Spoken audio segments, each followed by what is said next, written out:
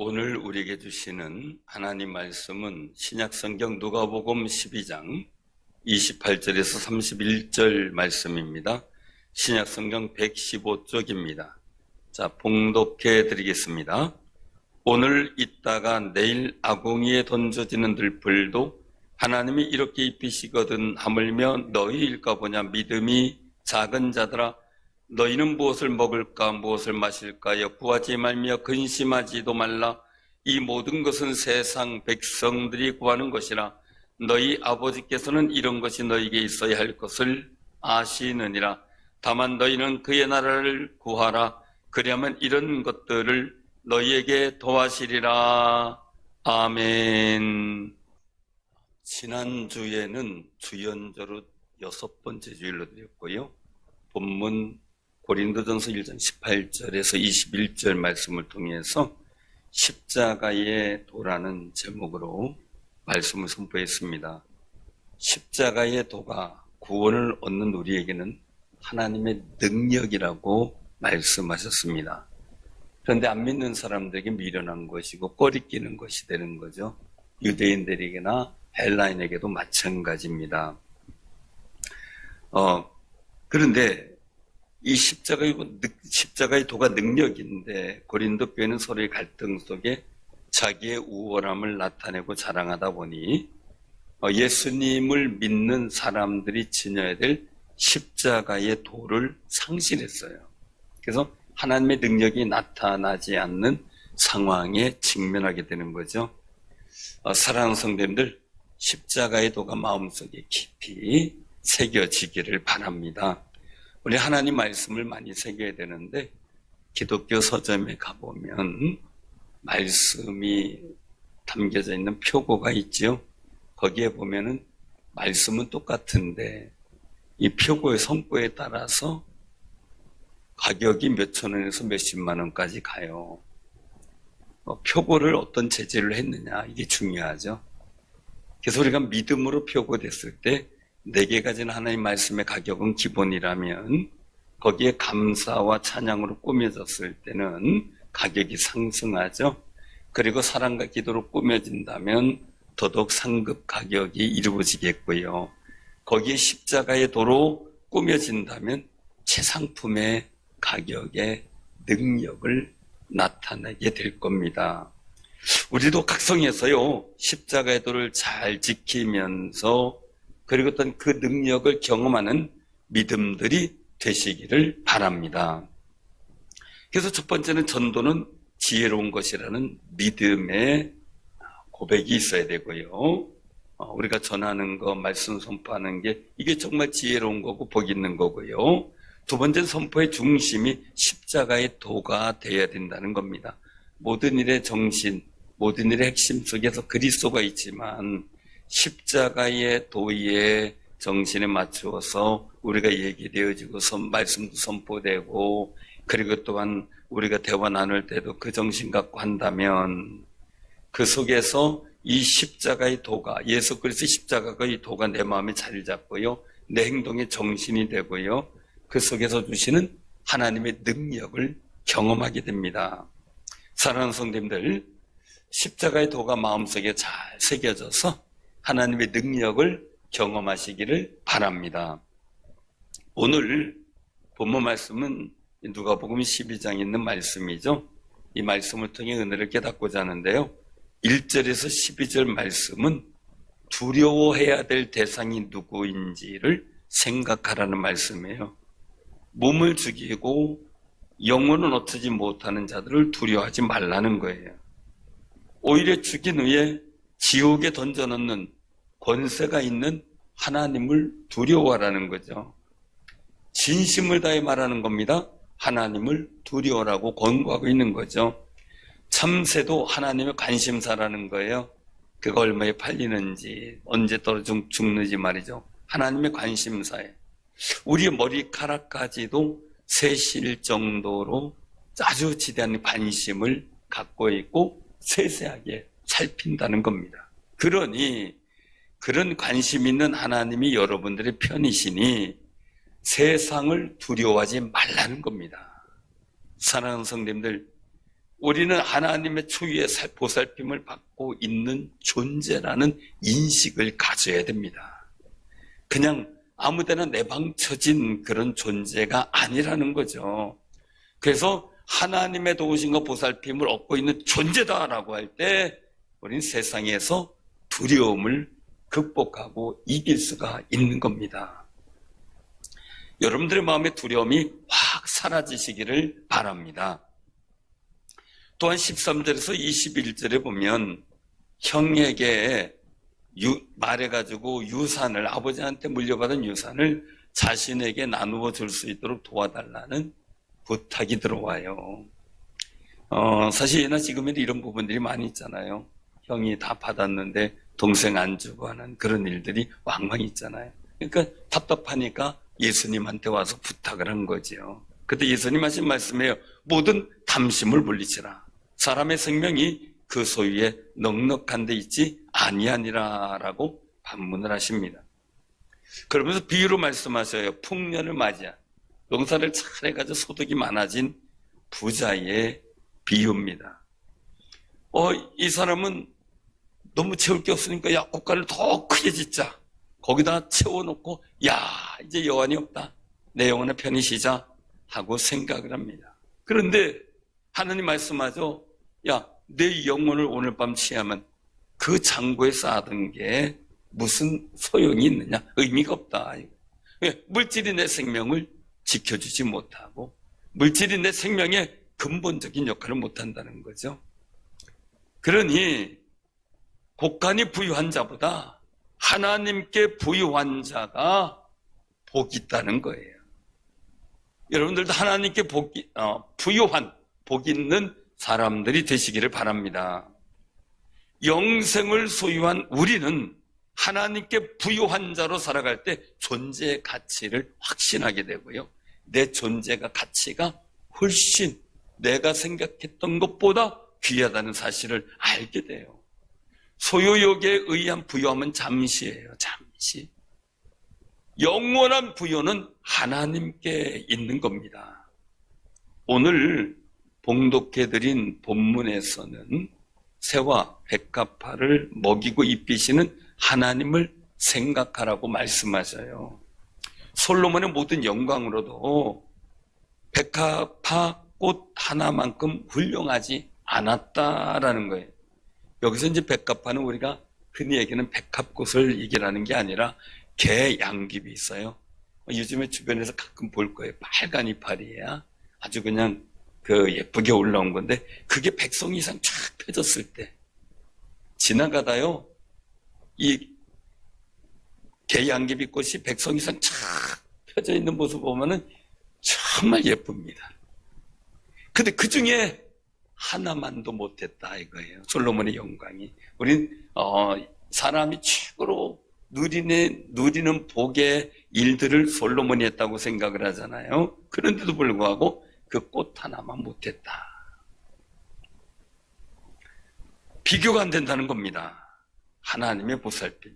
이렇게 오늘 있다가 내일 아궁이에 던져지는 들풀도 하나님께서 이렇게 입히시는데, 그러면 하나님의 자녀인 우리는 더더욱 세심하게 살피신다는 거룩한 믿음을 갖고 사시기를 바랍니다. 그러니 내가 무엇을 먹을까? 무엇을 마실까 하면서 기도하거나 근심하는 마음이 있는 그 마음을 가지고 믿음이 작은 자들아라고 책망을 하셔요. 한마디로 이 한심한 사람아 그렇게 얘기하시는 거하고 똑같은 이야기예요. 왜냐하면 이런 걱정, 근심은 세상 백성들이 구하는 것이기 때문에. 그러나 그 걱정, 근심을 해결하는 키가 거기에 있지 않다는 겁니다. 하나님께서는 우리 아버지이기에 우리에게 필요한 모든 것을 기도하지 않아도 알고 계신다는 것. 그것을 믿고 사시는 귀한 삶이 되시길 바랍니다. 그게 믿음 생활이죠. 우리 머리털까지도 세서 숫자를 알 정도로 세심하게 살피시는 분이에요. 이게 머리카락 숫자 아시나요? 보통의 사람들 3만 몇천 개 뭐 이렇게 이제 얘기를 하기는 합니다. 그러나 다 사람마다 또 다르겠지요. 중요한 거는요, 하나님께서 나를 그렇게 세심하게 살피고 계시고 알고 계신다는 믿음이 부족하니까 문제가 되는 겁니다. 그래서 우리는 그런 믿음을 달라고 하나님께 부르짖어 기도하시기 바랍니다. 그럼 성령께서 믿음의 은사를 우리에게 주시지요. 믿음은 은사입니다. 내가 부족한 믿음을 하나님 앞에 그냥 그렇게 살아가는 게 아니라 믿음은 내 노력으로 지식으로 얻을 수 없어요. 성령님께 도움을 구하는 귀한 삶이 되시길 바랍니다. 우리 하나님께서 관심을 갖고 세심하게 살펴주는 존재예요. 너무 귀한 거죠. 세상이 우리에게 주는 관심은요, 하나님을 대적하는데 우리를 사용하기 위한 유혹이 있을 때가 많아요.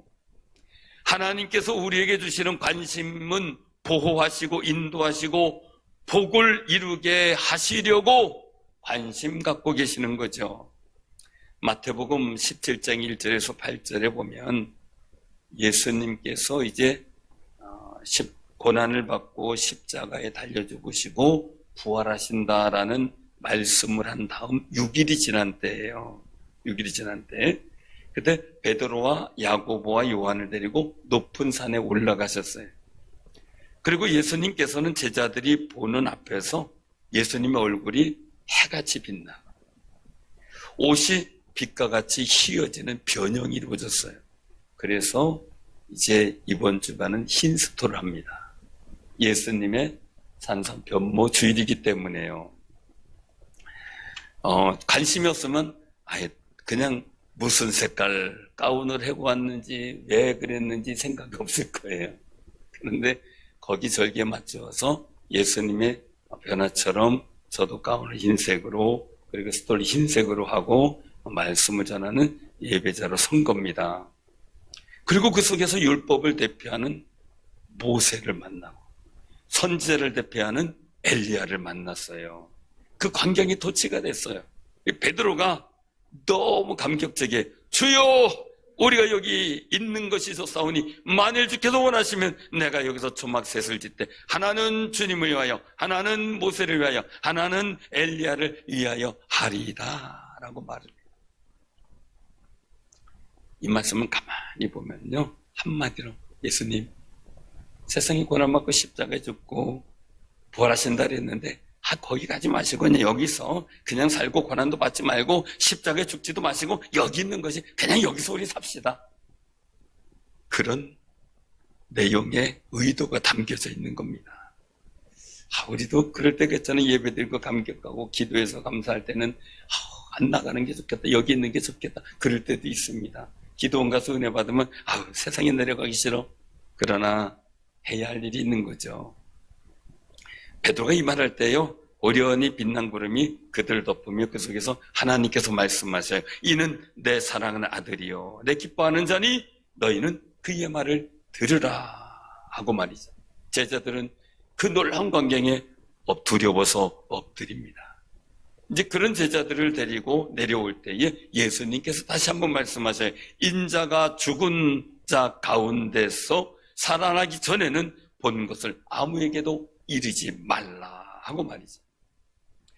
제자들은 하나님의 아들인 예수님의 말을 들어야 되죠. 중요한 것은요, 아무리 제자들이 반대를 해도 예수님께서는 마태복음 16장 21절에서 말씀하신 예루살렘에 올라가 장로들과 대제사장들과 서기관들에게 많은 고난을 받고 죽임을 당하고 제3일에 살아나야 한다는 사실을 이루어야 돼요.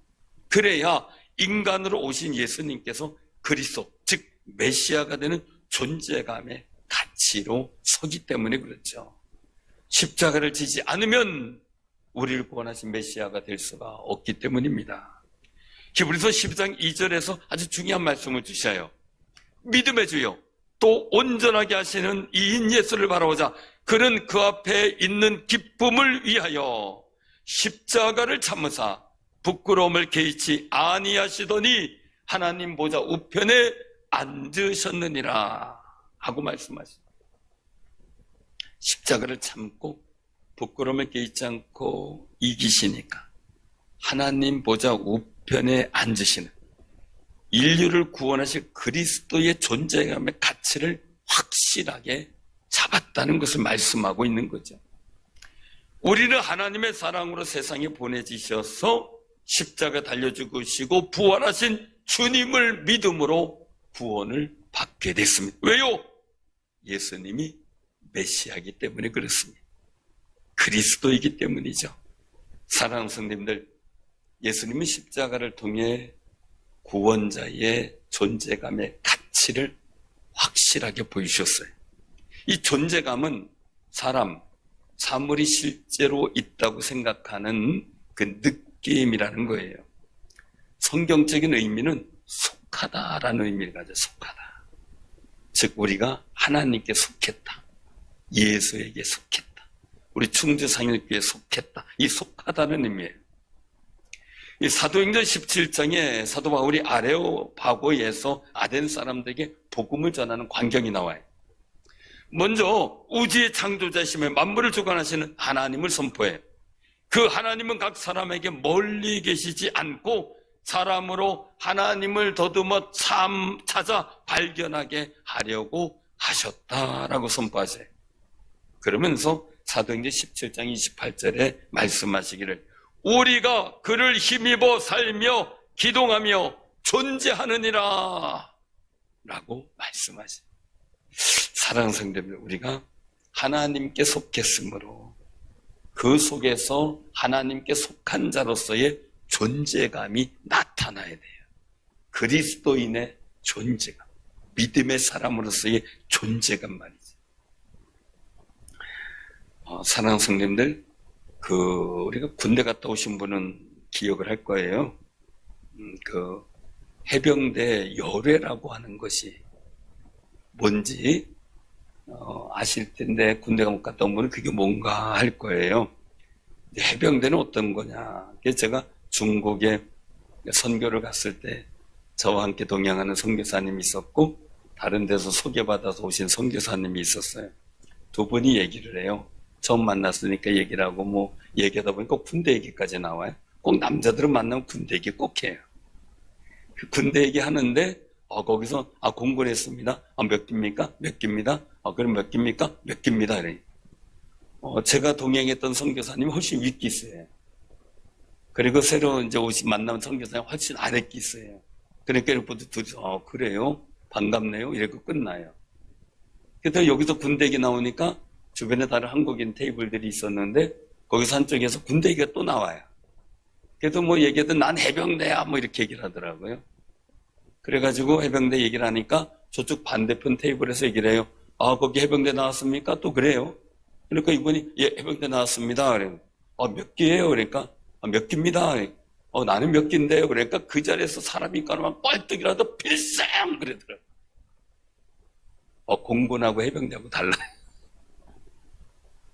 그러면서 반갑다고 인사하고 또 선배라고 밥값 내주고 그런 걸 봤어요. 존재감이. 근데 해병대 열애를 시켜버리면요 그 기술을 지워버려요. 그 사람은 갑자기 선배도 사라지고 후배도 없어지는, 아무도 인정 안 하는 거예요. 존재감이 사라져버려요.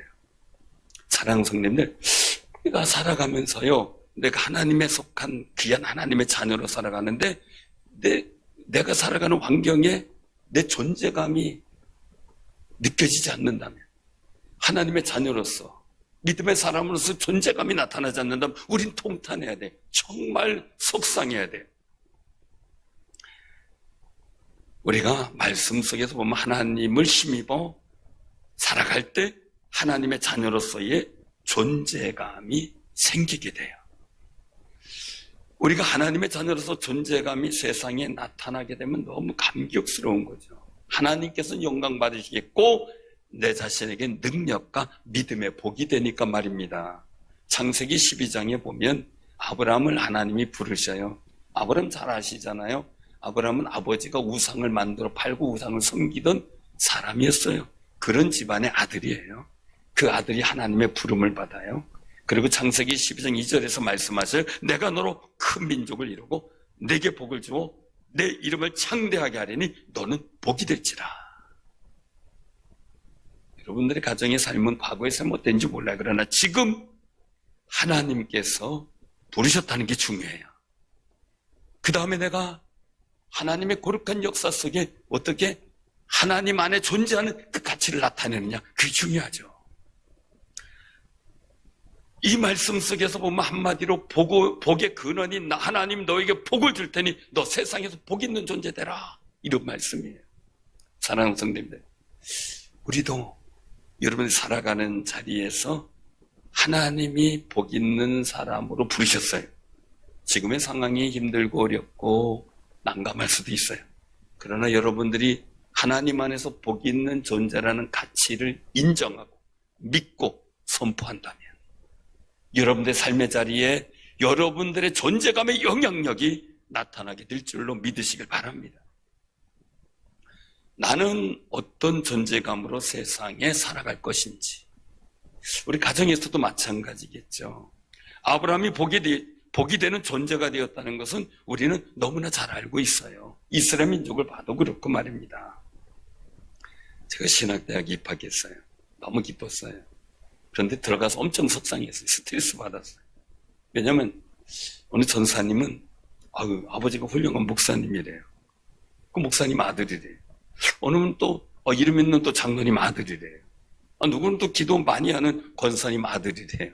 그땐 저희 집안은 신앙생활을 안 했어요. 제가 처음이었거든요. 속이 상했어요. 그래가지고 약이 올라가지고 하나님께 기도했어요.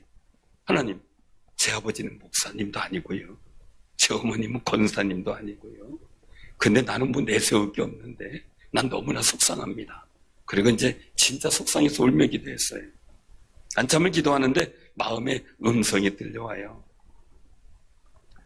너는 훌륭한 목사 아버지가 없지만 내 아들이 훌륭한 목사 아버지가 있도록 하면 될 거 아니냐, 라는 거예요. 깜짝 놀랐어요. 그래서 제가 그랬어요. 하나님, 그러면 나 그렇게 살 테니까 그렇게 해주세요. 근데 아들이 대학교 졸업할 때 너 신학해라 그랬더니 안 합니다. 그랬더니 나중에 공부하다가 기도원 가서 은혜 받더니 스스로 와서 신학을 하겠다고, 그리고 신학을 하게 됐어요. 감사했죠. 이번에 이제 총회 차원에서 수련회가 속초 중앙교에서 마침 열리게 되었고, 제가 일부 진행도 맡게 됐는데, 이제 아들이 그 속초 중앙교회 부목사로 있어서 저를 도와줬어요. 자연스럽게 많은 목사님들에게 소개가 된 거예요. 유승준 목사님 아들이라고. 자연스럽게 소개가 됐어요. 그러더니 이제 그 속에서 얘기가 되고 아들이 인사하고 아이고 목사님 아들이구나 반갑다 하면서 하는데 아버지로서의 존재감이 아들에게 나타나는 그런 상황이었어요. 피부에 와닿게 느껴져요. 근데 한 가지는요, 좋아해야 될지 질투를 느껴야 될지 모르겠어요. 목사님들이 얘기를 하기를 아들이 저보다 낫대요. 좋아야 돼요, 나빠야 돼요? 좋아야 돼요? 아들에게 아빠로서의 존재감이 나타나게 된 거죠. 그러더니 아들이 얘기를 해요. 아버지 소원대로 됐네요. 그래서 왜? 그랬더니 아버지가 전에 얘기했잖아요. 그런 기도하셨다고. 그러면 정말 훌륭한 목사님 아버지를 둔 아들 목사가 있기를 소원했다며요. 지금 됐네요. 지금 같이 있는 부목사님들이 엄청 부러워해요. 그러더라고요. 사랑하는 성도님들, 자녀들에게도 마찬가지예요. 우리가 어떤 존재감을 가질 것인가, 하나님 안에서 복 있는 믿음의 부모님으로 확실한 존재감을 나타내며 사는 귀한 삶이 되시기를 바랍니다. 정말 자녀들이 고민이 있거나 아니면 어떤 소원과 계획이 들었다면 그래 잘돼 이렇게 하고 지나가는 게 아니라 정말 우리 같이 기도하자. 아니 예배드릴 수 있으면 같이 예배드리며 축복하며 기도하고요. 아니면 어떤 상황이 있으면 전화로 다 해서 왜 믿음의 부모요, 복 있는 부모님이고 하나님께 속한 귀한 분들이에요. 그럼 자신감을 갖고 자녀들에게 기도해 주고요, 힘을 주고요. 그리고 그냥 말만이 아니라 기도해준다는 게 얼마나 좋습니까? 부모의 이름으로 축복한다는 게 얼마나 좋습니까? 사랑하는 성도님들, 그럴 때 자녀들은요, 힘들고 어려울 때 부모의 기도가 생각이 나요. 잘 됐을 때도 그래도 부모가 나를 위해서 기도했다가 생각을 하는데, 그냥 마음만 혼자 교회에서만 기도해주고 그들에게 기도의 소리 안 들려주면요, 엄마 아빠가 나 위해서 기도했다는 거 잘 실감 못해요. 여러분들이 기도하는 분으로서의 존재감도 자녀들에게 나타내 보이는 귀한 삶이 되시길 바랍니다. 그럴 때 자녀가 힘이 되죠. 우리가 예수님을 믿고 구원받고 영생을 얻은 자로서 하나님을 섬기며 살고 있다는 이 존재감이 가족과 자녀만이 아니라 내가 살아가는 삶의 현장, 세상에 나타내 보일 수 있어야 됩니다. 왜? 우리는 하나님의 아들로서의 가치가 있는 존재이기 때문에 그렇죠. 그 아름답고 귀한 존재를 위해, 존재감을 갖게 하기 위해서 예수님은 하늘의 영광을 버리고 이 땅에 내려와 고난과 무시와 멸시를 받고 십자가에 달려 죽으시고 그리고 부활하심으로 우리에게 그 거룩한 역사를 이루게 하셨어요. 하나님 아들로서의 가치가 있는 존재로 만들기 위해서 말이죠. 근데 왜 우리가 그걸 잃어버리고 사냐는 거예요. 왜 우리가 그걸 실감하지 못하고 살아야 되느냐는 거죠. 세상 사람들의 기복 신앙과는 달라야 돼요. 그저 염려하고 근심하는 낙심하는 일에만 매달려서 구하는 그런 모습이 아니라, 오늘 본문 31절에 보면 우리가 하나님 아들로서의 존재감을 가졌다면 다만 너희는 그의 나라를 구하라. 그리하면 이런 것들을 너에게 도와시리라 라고 하셔요. 무속 신앙과 우상을 섬기는 사람들의 기도와는 차원이 다른 기도죠. 하나님의 아들이요 예수님을 믿는 사람다운 품격 있는 기도가 바로 하나님의 나라를 구하는 기도라고 말씀하고 있는 거죠. 우리가 하나님의 아들로서의 존재 가치가 있는 기도라는 거죠. 내 스스로의 자부심 있는 기도 말입니다. 하나님의 나라는 하나님의 통치가 이루어지는 곳이에요. 예수님께서도 공생애를 시작하면서 첫 설교가 회개하라 천국이 가까이 왔느니라 라는 말씀이었어요. 하나님의 나라는 하나님이 지배하고 다스리는 것을 인정하고 순종하는 것까지가 하나님의 나라예요.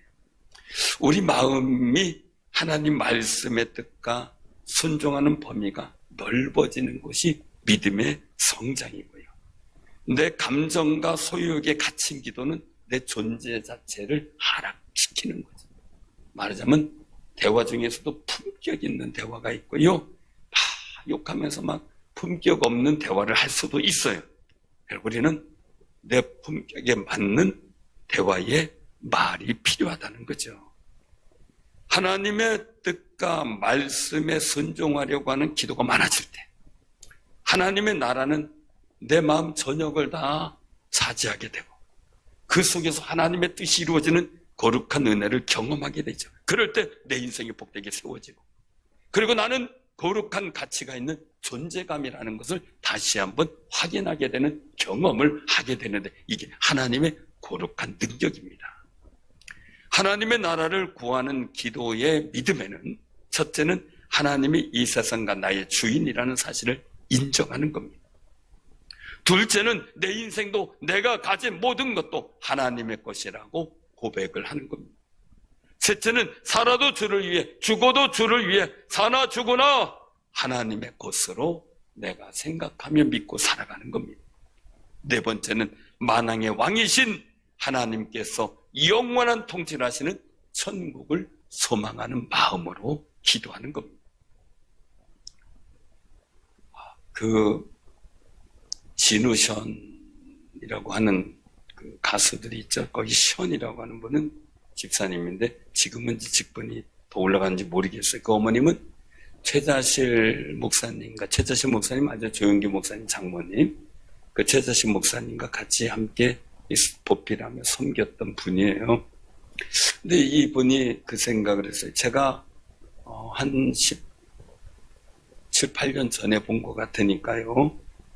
그때 제가 청소년 집회 간 그 타임에 그분이 이제 간증을 하는 순서였어요. 그 다음에 제가 말씀을 전해야 되는데 유명 인사가 와서 학생들 붕붕 뛰어났는데 제가 설교한다는 게 보통 힘든 게 아니더라고요. 너무 힘들어요. 그래서 저도 얘기했죠. 나도 유명 인사입니다. 유승준입니다. 사랑하는 성도님, 근데 이제 그분이 하는 얘기예요.